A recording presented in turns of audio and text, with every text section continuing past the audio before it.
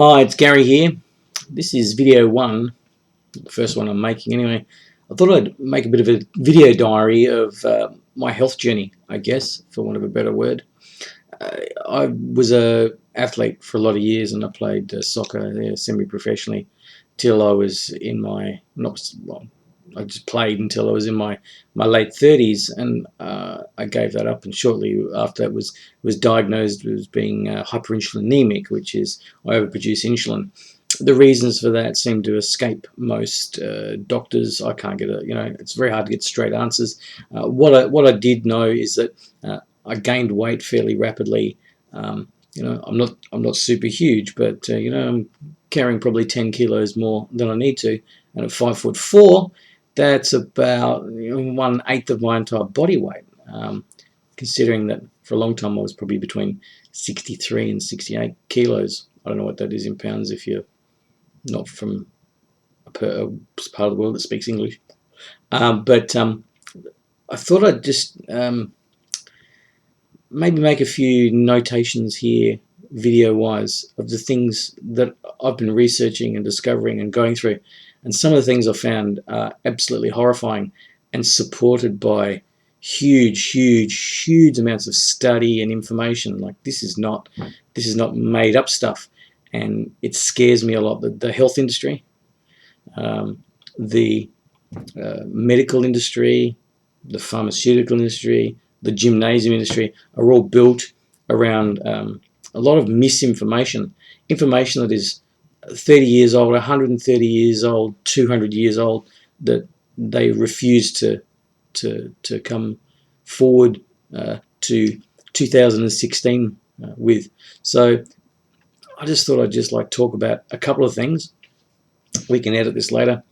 The first thing is we've started going organic in this house, and organic is like crazy important. When you start doing the research and you look at figures like in the 1940s, 1 in about 20 people would get cancer. Something like 1 in 15, 1 in 23, I think, would become diabetic. And you look at figures like 1 in 3 of us are going to be diabetic and have cancer, not be touched by cancer. I see watered down reports where they say 1 in 3 of us will be touched by cancer. Reality is that 1 in 3 of us are probably going to get cancer.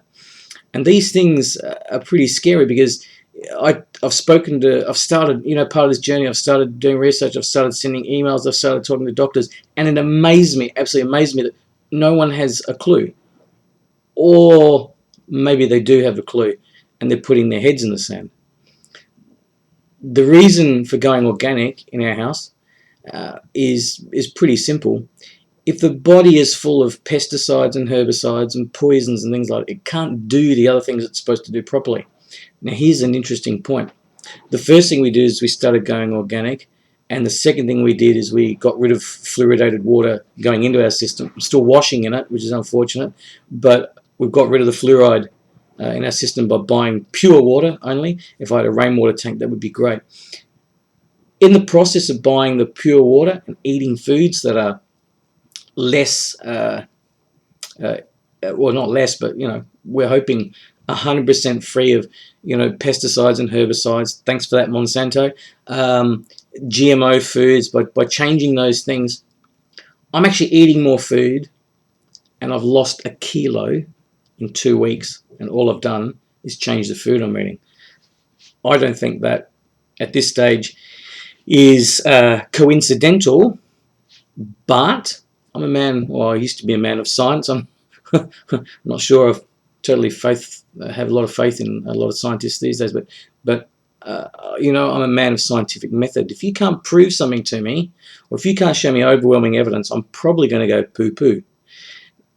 This is part of this journey. I've started doing a lot of research, and I found so much evidence pointing us in directions and ways that like scare the heck out of me. Misguidedness of our education and our medical and our scientific community. For what, I'm not sure. I hear theories that our pharmaceutical companies basically own the medical profession, and they tell them what they need to do and what they don't need to do. That may or may not be true.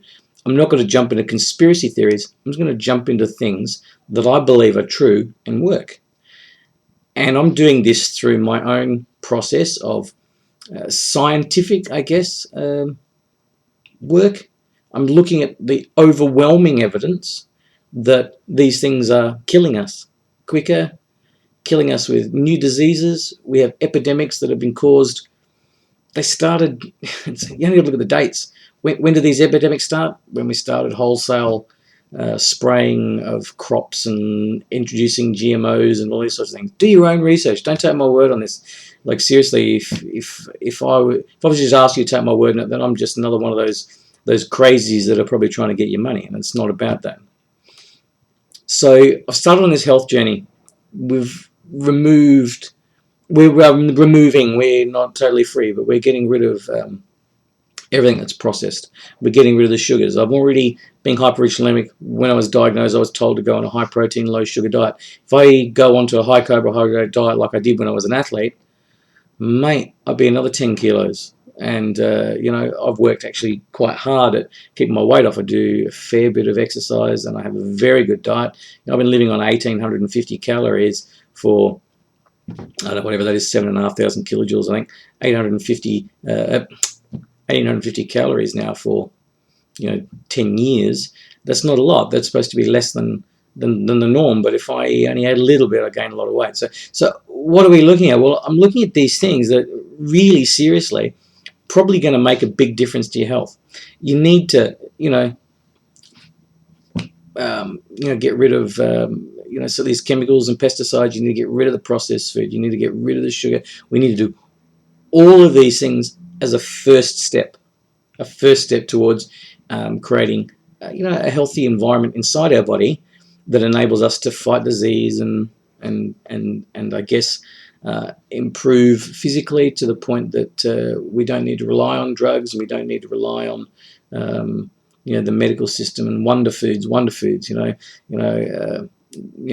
offense. I have a sister who's trying to sell supplements and things like that.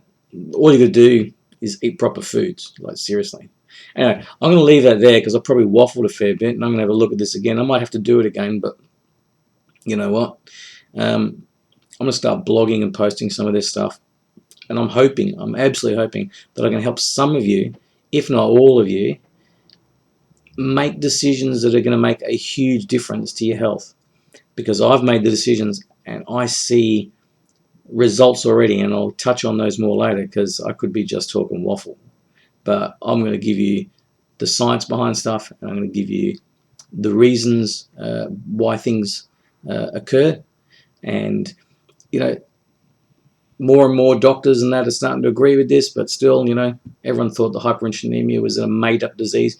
Everyone thought that high sugar in our diet wasn't a bad thing and that fat was the enemy, to the point that we reduced fat to a stage where our bodies are actually suffering because we don't have enough fat in our diet, and then we replace it with ridiculous amounts of sugar. I mean, you buy a thing of low-fat milk, low-fat yogurt, low-fat ice cream. You know what they do? They add sugar to make it taste good. And guess what the sugar's doing? It's killing you. Sugar is the best source of cancer food on the planet. And there are literally tens of thousands of studies that support all this information. Do the research yourself. Seriously.